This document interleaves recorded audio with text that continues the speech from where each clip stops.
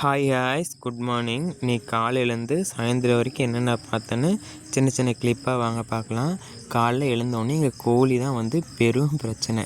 இரை போடாத வரைக்கும் நம்மளை விடவே மாட்டா. நம்ம பின்னாடியே தான் துரத்தி வருவா. நம்ம இரை போட்டு அவள் சாப்பிட்ட வாட்டு தான் வேறு பக்கம் எங்கேயும் போவாள். இல்லைன்னா நம்ம பின்னாடியே துரத்திட்டு வருவாள். கொத்துற மாதிரி வருவாள், ஆனால் கொத்த மாட்டாள். நம்ம இரை போட்டு அவள் பாட்டுக்கு சாப்பிட்டு அவள் பாட்டு காட்டில் போய் கிளச்சிட்ருப்பா. இப்போ பாருங்கள், நான் இரை கொண்டு போகிறேன், இரை போட போகிறேன். இரை போட்டோன்னே சாப்பிட்டு அவங்க கிளம்பிக்குவாங்க. இரை போடாத வரைக்கும் நம்மளை விடவே மாட்டா. ரொம்ப நிதாவை. ஆனால் குஞ்சில் ரொம்ப நல்லா காப்பாற்றுவா. ஒரு குஞ்சு ரொம்ப. அடுத்து நம்ம வீட்டு ஒயிட்டி நான் தூங்கி எழுந்திரிச்சு இரை போட்டு இந்தாண்ட வந்தோடனே நம்ம வீட்டு பூனை வந்து பால் கத்த ஆரம்பிச்சிட்டாங்க. கோழிக்கு அடுத்து இவ தான். பால் ஊற்றுற வரைக்கும் நம்மளை விடவே மாட்டா. பின்னாடியே துரத்திட்டு வருவாள். நம்ம பூனை வந்து 2 குட்டி போட்டுச்சு. வெள்ளை குட்டி ஒன்று, இந்த குட்டி ஒன்று.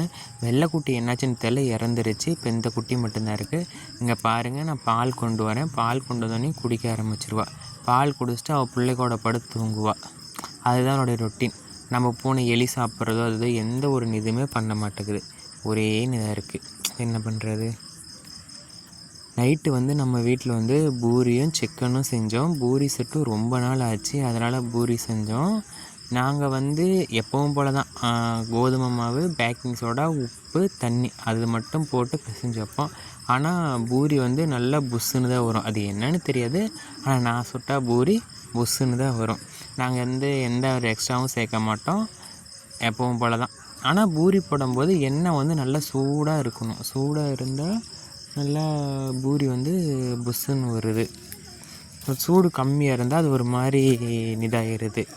ஆனால் பூரி இப்போ சூடு நல்லா இருக்கணும். பூரி நல்லா புஷ்ஷுன்னு சாஃப்டாக இருக்குது, நல்லா இருக்குது செஞ்சு சாப்பிட்றதுக்கு. நீங்களும் செஞ்சு சாப்பிடுங்க.